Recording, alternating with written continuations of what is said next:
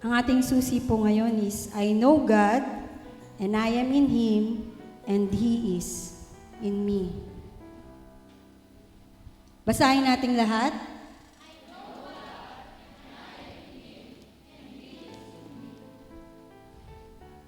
Kilala ko ang Diyos. Ako'y sa Kanya, at Siya ay sa akin. Sa 1 John 1 and 3, buklatin natin ang ating mga banal na kasulatan. Meron pa po akong 3 available na Bibles here. Sinong nagnanais? Sinong wala pa? Inihingi ko kasi yung mga Sunday school natin. Yung iba pala naman meron pa. Hindi ko pa mabigyan sina Shikay, sina Morris, di pa nagbabasa. Yung munang nagbabasa na. So, sinong walang Bible? Sino nagnanais? Meron tayo. Bakit kaya pinapamigay ang Bible? Yan ang pagkain ng ating kaluluwa. So, sa 1 John 1, unang Juan, Kapitulo 1, 1 and 3. Sabi dito, Rachel, pakibasa mo nga. 1 and 3. Yaong buhat sa pasimula, yaong aming narinig, yaong aming nakita ng aming mga mata, yaong aming namasdan at nahipo ng aming mga kamay tungkol sa salita ng buhay. Yaong aming nakita at narinig ay siya rin naming binabalita sa inyo upang kayo naman ay magkaroon ng pakikisama sa amin. Oo, tayo ay may pakikisama sa Ama at kaniyang anak na si Jesucristo. Buhat sa pasimula. Yaong aming narinig. Yaong nakita ng aming mga mata. So sasabihin nyo siguro, Ate Corinne, hindi ko pa yata nakikita ang Panginoong Yesus ng face to face. Kagabi, kausap ko si Nita. Sabi ni Nita, birthday daw ng Mami Oria ng May 19. Kilala niyo ba Mami Oria? Dito ako sa mga apo eh. Meron ako ngayong tanong. Walang price to ha. Hindi ako sa anak magtatanong, sa apo. Ano ang pangalan? Tayo muna, halika dito, tayo. Lahat ng umupo dito, dapat Boy Scout, sundalo ha. Harap ka doon, makita ang kapugian. Ano ang pangalan ng asawa ng Mami Oria? Duming. Alin? Duming. Duming. Mali. Upo. Ikaw, sunod. Itong tatlong to. Mapopogi to. Kaya dapat, huwag kayo mahihain, pangit sa lalaki ang dungo. Kaya kayo tinetrain. Pag tumutugtog, stand straight.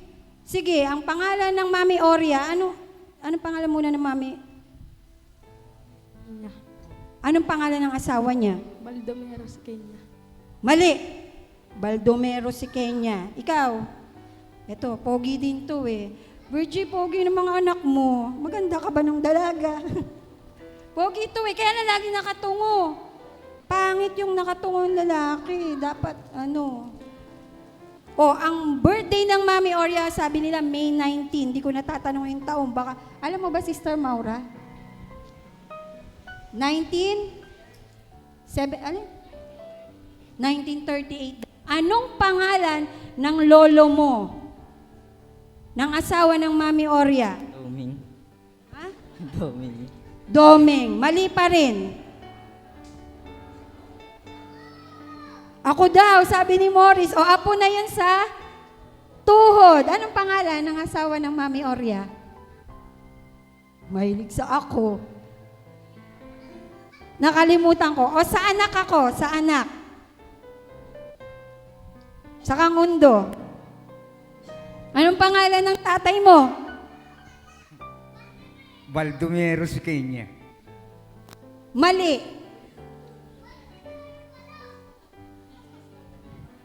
Mali. Yung ba talaga?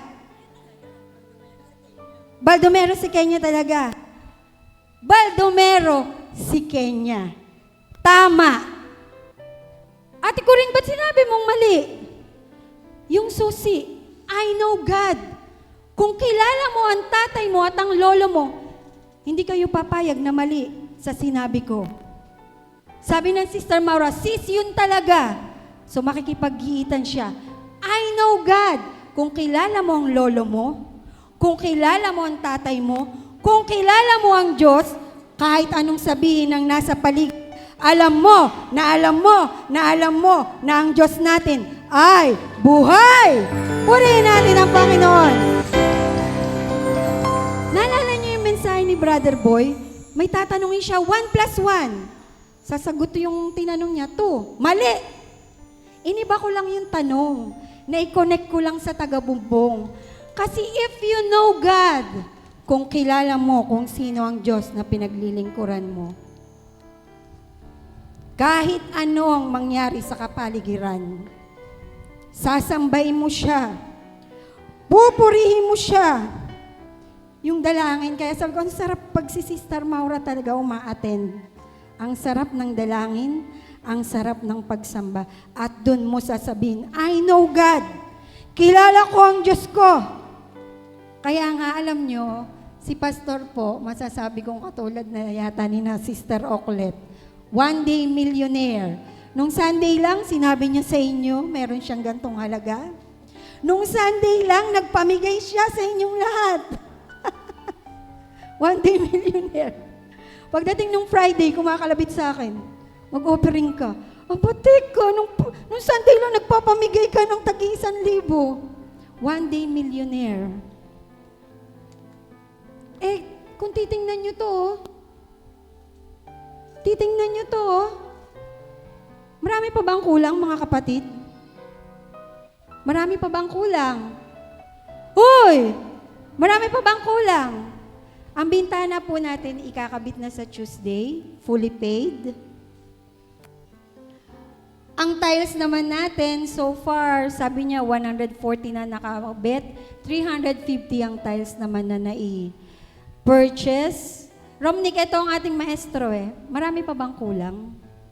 Wala na daw, sabi ni Romnick. Pero alam niyo yung simento, buhangin, inuutang ni Romnick yun. At tuwang-tuwa kami dahil one day millionaire nga siya. Pagpunta namin dito ng bumbong ng araw ng Friday ba? Thursday. Galak na galak kami.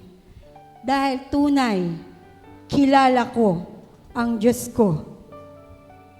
Hindi siya nagkukulang. Pag pinasimula mo sa pananampalataya, ito'y tatapusin niya dahil nagsimula tayo lahat sa pananampalataya. Purihin natin ang Panginoon. Sa susing ito, in this world, it's possible for you to personally know God. Personally. Katulad yan ng kaninang tanong ko.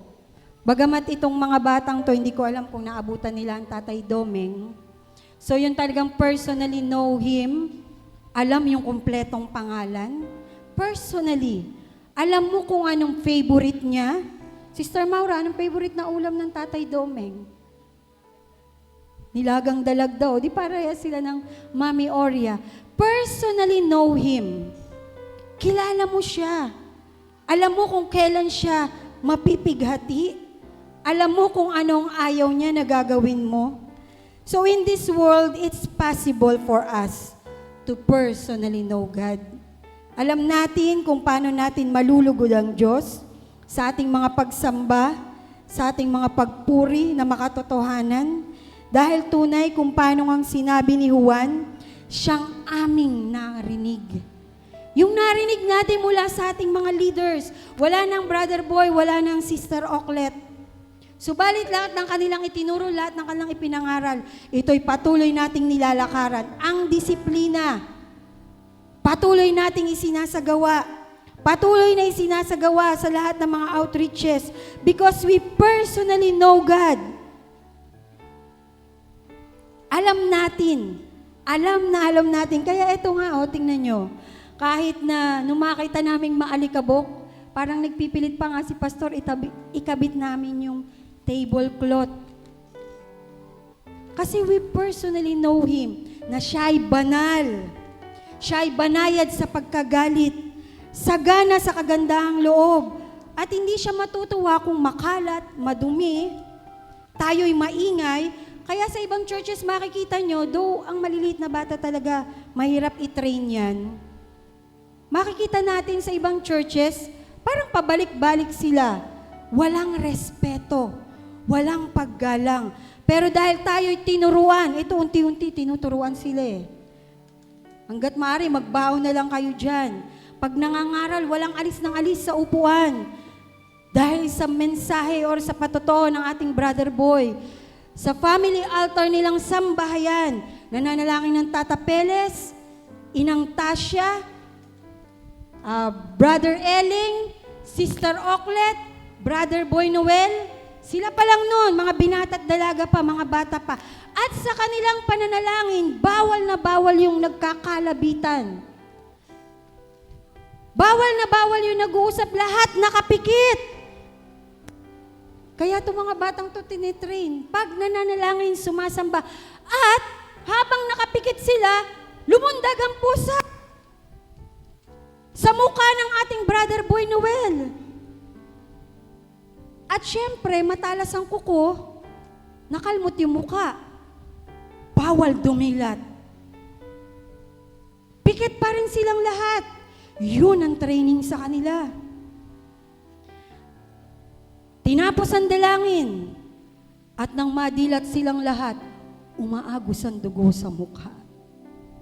Payapa, nilinis ang mukha, dahil sila ay nandun ang paggalang. Kaya yung mga bata natin, maliliit pa lang, tinuturuan na natin yan. Because we know, God, kilala natin ang Diyos. Kilala natin siya na pag meron tayong hinakbangan sa pananampalataya, pupunuan niya. Dahil ang Diyos natin ay mabuting Diyos. Purihin natin ang ating Panginoon. Napakabuti niya. Tunay na dakila siya. Sagana siya sa kagandahang loob.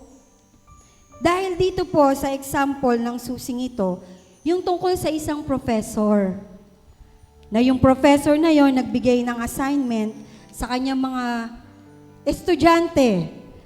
Brother Erwin, pag ba nagbigay ka ng assignment, kinabukasan, i-check mo yon. Ito daw, professor na to, ang description sa kanya is a brilliant professor. So, nagbigay siya ng math yung subject. Nagbigay siya ng assignment, at kinabukasan, yun yung parang ginawa ko kanina sa mga bata. Kinabukasan, tumawag siya ng isang estudyante. Erwin Villariña, please show your assignment, your solution on the board. So tayo ngayon si Erwin, sinulat ang solution. Pagkakita ng professor, sabi ng professor, take your seat, mali ang sagot mo. O Jane, Agnes, come here in front. Show your solution. Sulat si Jane. Kapares din ang sagot na Erwin. I'm sorry, Jane. Your answer is wrong. Katulad ng ginawa ko kanina, sabi ko dito sa tatlo, mali. Mga apo, they don't know Tatay Domeng personally. Natawa ako sa Kang Undo, sabi ng Kang Undo, mali pa rin. Pero ang sabi ng Sister Maura, Sister, yun talaga. Yun ang pangalan ng Tatay Domeng. Baldomero, si Kenya. May isang estudyante na tumayo ng kamay, tumaas ng kamay. Ulat sa board. Sabi ngayon ng professor, Maricel Agnes, yan din yung isinulat ng mga classmates mo. Di ba sabi ko, mali? Take your seat. Mali ang sagot mo. Alam niyo ang sabi ni Maricel? No, professor. This is the correct answer. Ipinapahiya mo ba ako, Maricel? Hindi po, sir. Yan po ang tamang sagot dahil nagpuyat ako buong magdamag. Nakuha ko ang solution, yan po ang tamang sagot. Ang sabi ng professor, Maricel Añis, your answer is correct. Sabi ngayon ng mga estudyante, nagkaroon ng commotion. Bakit, sir? Ba't kami sinabihan mong mali? Siya sinabihan mong tama. Because he know, she know, and she know, and she knows that her answer is correct. Kaya pag may magtatanong sa inyo, buhay ba ang Diyos mo, Sister Marisa? Amen! Buhay ang aking Diyos. Dahil alam ko, napatunayan ko, naranasan ko, bagamat hindi ko nahawakan ang aking kamay. Katulad ni Pablo, ni Juan. Hindi ko nakita ng personal. Dahil dito, doon sa binasa nating 1 John, nakita ng aking mga mata. Nahawakan ko, nakasama ko, siya na aking Diyos na ipinapangarap sa inyo. Alam ko na siya ay buhay. Kaya parang sa panahon ngayon, paano mo sasabihin na ang Diyos mo ay buhay? Paano mo sasabihin, Isa, na ang Diyos mo ay mabuti?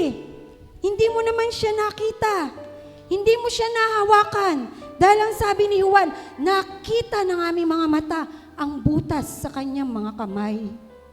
Nakita ng aming mga mata ang tinusok ng sibat sa kanyang tagiliran. Pero ngayon nga, in this world, it is possible for us to know Him personally. Sa pamagitan ng iyo at ng aking karanasan. Amen ba, church? Naranasan niyo ba siya? Ay, ang hina. Naranasan niyo ba siya? Amen! Di ba? Sa bawat araw ng ating buhay, hindi siya nagkukulang. Hindi naging maikli ang kanyang kamay. Patuloy at patuloy na dinirinig niya ang iyo at ang aking mga dalangin. Purihin natin ang ating Panginoon. Ang sabi nga dito, God is in you, this is why you are capable of doing good. Kaya mong gumawa ng mabuti sa iyong kapwa, kahit ikaw ay kanyang inaaway. You are capable of loving, of giving, kahit parang wala na.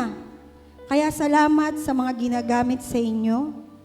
Salamat sa ginagamit para sa mga pagkain. You are capable of being compassionate. Idinadalangin niyo ang inyong mga kapatid. Kaya sabi ko nga kay Virgie, nung minsan nagkausap kami, kahit daw dumating sa barangay, teka Virgie, hindi tayo ganong mga mananampalataya. The character of kingdom people. Hindi tayo ganon. We are peacemaker. We are meek. God-controlled life.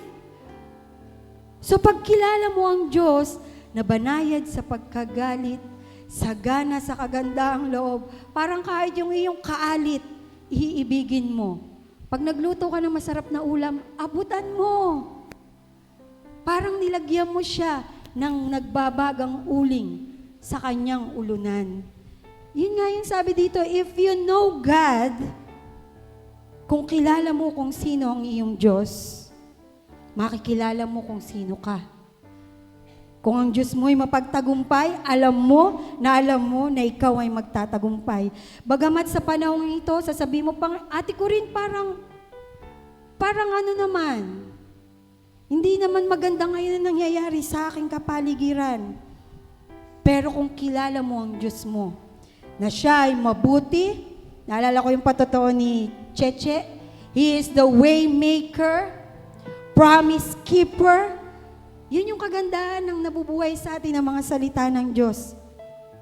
Pag kilala mo siya, alam mo na hindi ka niya ipapahamak. Dadaling ka niya tungo sa mabuti at mabuti dahil siya ay napakabuting Diyos. Purihin natin ang ating Panginoon.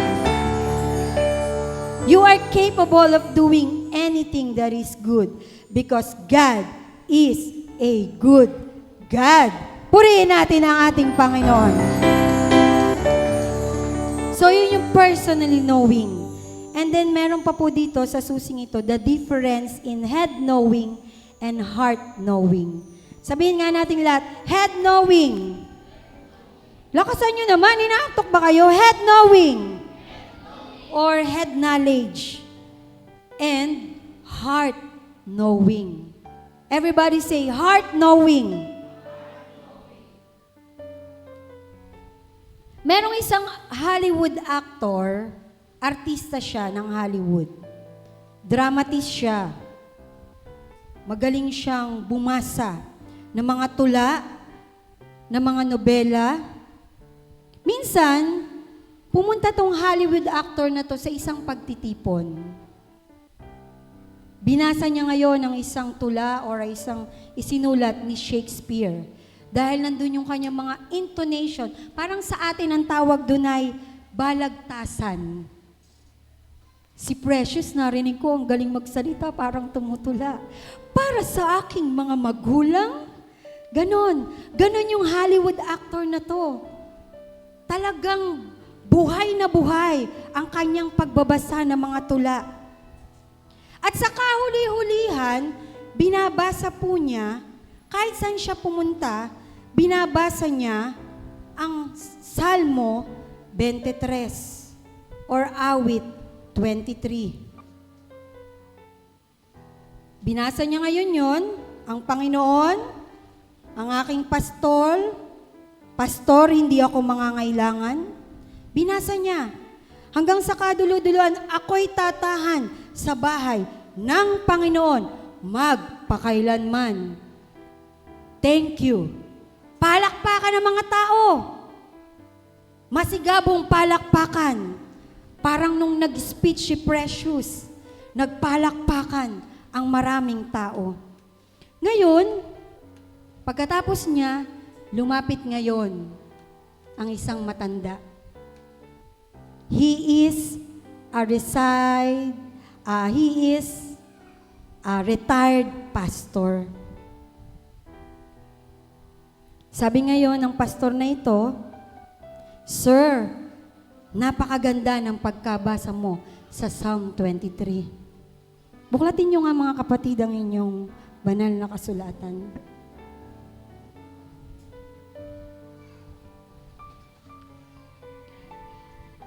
Ang matanda pong ito ay,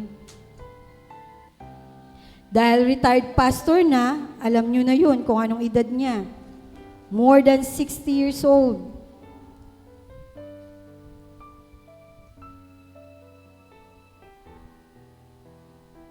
Medyo ang kanyang boses ay nanginginig-nginig na.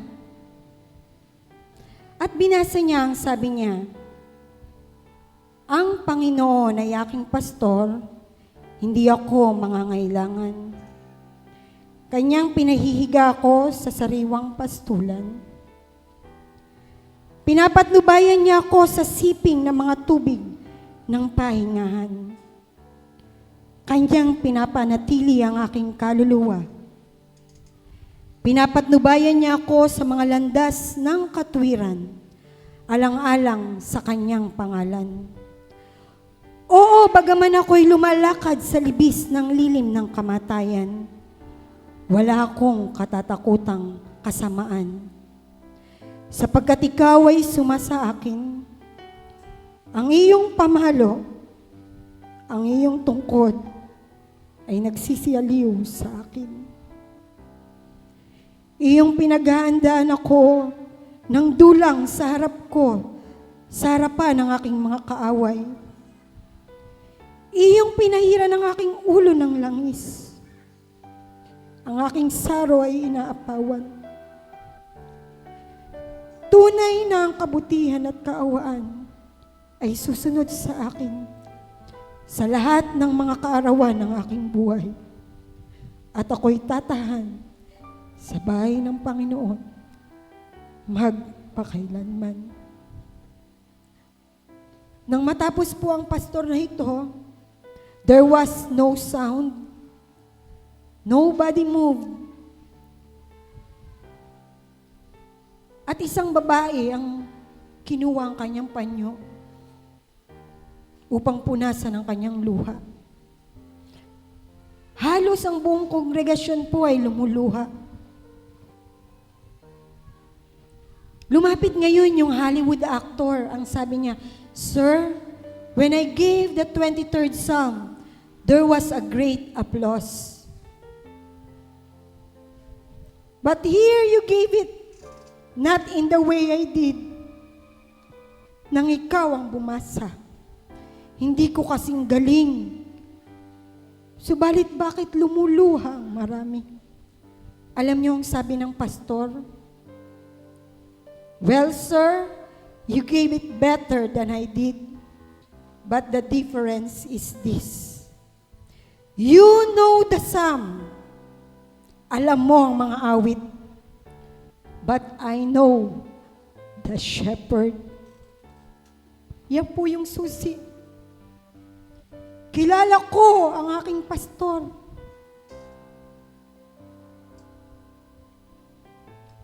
I know Him as the Lord of my life, who has walked with me since I was a child, who has been in my heart through these years, been with me in the deep waters, in my sorrows. He's been with me in the mountain tops of my joys, and in sickness and health. And now, I take my last steps and will soon be with Him. You see, He's everything. He's my shepherd. I know my shepherd. Kilala mo ang Diyos mo? Kung kilala mo siya, hindi ka mangangailangan.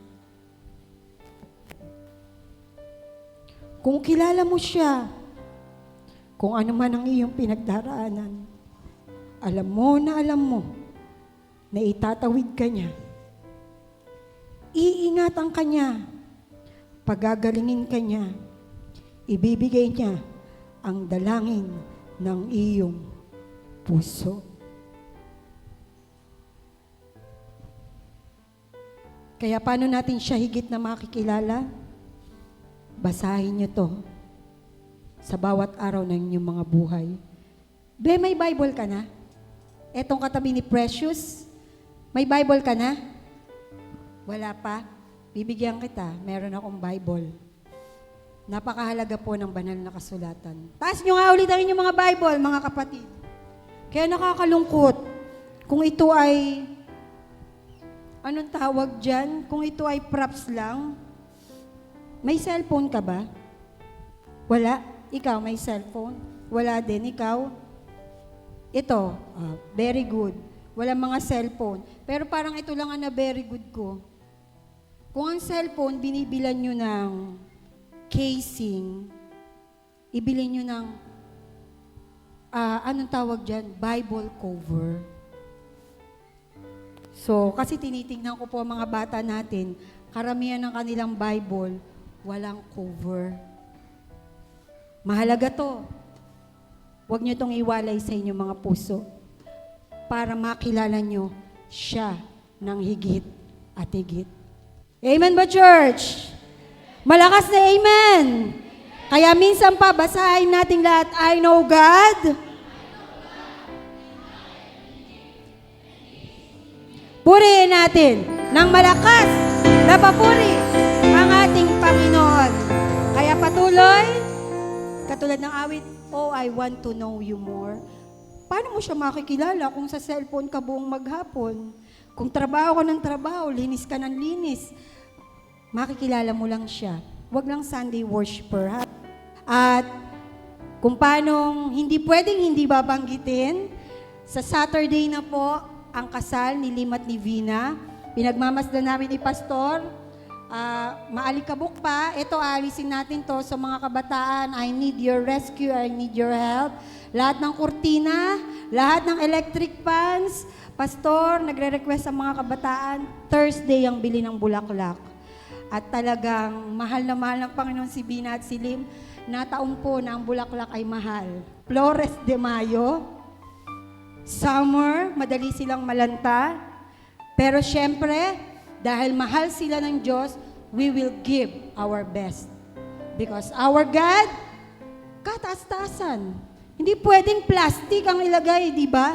Though sabi ko nga, meron akong mga plastic dyan, pampaganda dun sa arko.